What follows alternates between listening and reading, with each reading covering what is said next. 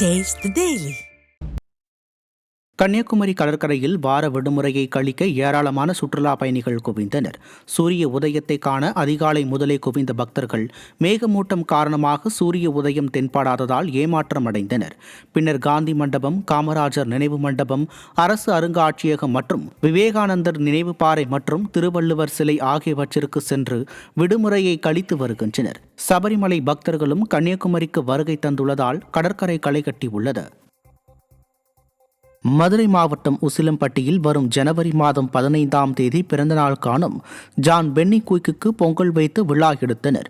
முல்லை பெரியாறு அணையை கட்டிய kernel John Penney quick ஒவ்வொரு ஆண்டும் ஜனவரி 15ஆம் தேதி அவரது பிறந்த நாளில் மதுரை, தேனி உள்ளிட்ட 5 மாவட்ட மக்கள் நன்றி மறவாத பொங்கல் வைத்து கொண்டாடுவது வழக்கம். இதன் ஒரு பகுதியாக இந்த ஆண்டும் கர்னல் ஜான் பென்னி குயிக்கு அவரது பிறந்த நாளை முன்னிட்டு உசிலம்பட்டி கால்வாய் சங்க விவசாயிகள் பொங்கல் வைத்து விழா எடுத்து மகிழ்ந்தனர்.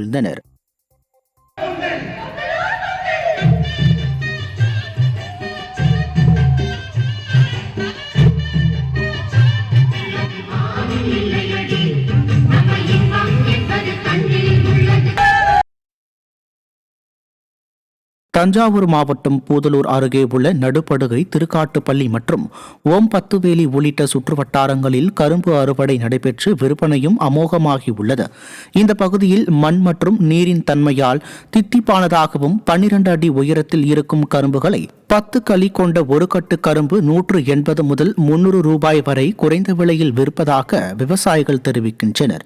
நெல்லுக்கு விலை நிர்ணயம் செய்யும் ஸ்டாலின் அரசு பொங்கல் கரும்புக்கும் நிரந்தரமாக விலை நிர்ணயம் செய்ய வேண்டும் என கரும்பு விவசாயிகள் கோரிக்கை விடுத்துள்ளனர். ஒரு 40 வருஷமா அந்த கரும்பு விவசாயம் பண்ணிட்டு இருக்கேன். பண்ணிட்டு அரசு இப்போ ஏதோ நிவாரணம் அந்த குவிண்டாலுக்கு நெல் இதெல்லாம் பணம் கொடுக்குறாங்க. கரும்புக்கும் அது மாதிரி ஏதோ நிர்ணயம் பண்ணி விலை கொடுத்தா நல்லாயிருக்கும். அரசுக்கு ஏதாவது தெரிவிக்கிறோம். மதுரை விமான நிலைய விரிவாக்கத்திற்கு எதிர்ப்பு தெரிவித்து சின்ன உடைப்பு கிராம மக்கள் பொங்கல் தொகுப்பை வாங்க மறுத்து வாயில் கருப்பு துணி கட்டி போராட்டத்தில் ஈடுபட்டனர். மதுரை விமான நிலையம் விரிவாக்கத்திற்காக நிலம் கையகப்படுத்துவதற்கு எதிர்ப்பு தெரிவித்து சின்ன உடைப்பு கிராம மக்கள் தொடர்ந்து போராட்டத்தில் ஈடுபட்டு வருகின்றனர். கடந்த 53 நாட்களாக கிராமத்திற்கு உள்ளேயே சமையல் செய்து உள்ளிருப்பு போராட்டத்தில் ஈடுபட்டு பொங்கல் பண்டிகையை புறக்கணிக்கும் வகையில் தங்கள் வாயில் கருப்பு துணி கட்டி கவன ஈர்ப்பு ஆர்ப்பாட்டத்தில் ஈடுபட்டனர். அடிப்படையான கோரிக்கை வச்சு எங்கள் போராட்டம் தொடர்ந்து 50 நடைபெற்றுள்ளது. இந்த போராட்டத்தை மாவட்ட நிர்வாகம் இதுவரை எங்களை சந்தித்து பேச்சுவார்த்தை நடத்தவில்லை. அப்படி நடத்தவில்லை என்றால் எங்கள் போராட்டம் வேறு வகையில் வீர்கொண்டியலும் மற்றும் இந்த வருகின்ற தைப்பொங்கல் அரசு வழங்கக்கூடிய தொகுப்பு பொருட்கள், பரிசு பொருட்களை எங்கள் கிராம மக்கள் அனைவரும் புறக்கணித்து வாங்கவில்லை. எங்கள் போராட்டம் தொடர்ந்து நடைபெறும். திருவள்ளூர் மாவட்டம் பழவேற்காடு அருகே ஆளுநர் வருகைக்காக சாலையோர கடைகளை அகற்றி போலீசார் அராஜகத்தில் ஈடுபடுவதாக பொதுமக்கள் குற்றம் சாட்டியுள்ளனர். அவுரிவாக்கம் கிராமத்தில் பொங்கல் பண்டிகையை முன்னிட்டு சமத்துவ பொங்கல் விழாவில் ஆளுநர் RN ரவி கலந்து கொள்ளும் நிலையில் சாலையோரம் போடப்பட்டிருந்த கடைகளை அப்புறப்படுத்துமாறு போலீசார் கூறியுள்ளனர். மேலும் வாகனங்களில் சைரன் ஒலியை எழுப்பி பொதுமக்களை அச்சுறுத்தும் விதத்தில் நடந்து கொண்டதால் அப்பகுதியில் பெரும் பரபரப்பு நிலவியது. விடிய அரசின் ஏவல் துறையின் அராஜகத்தால் வியாபாரிகள் பாதிக்கப்படுவதாக குற்றச்சாட்டு எழுந்துள்ளது.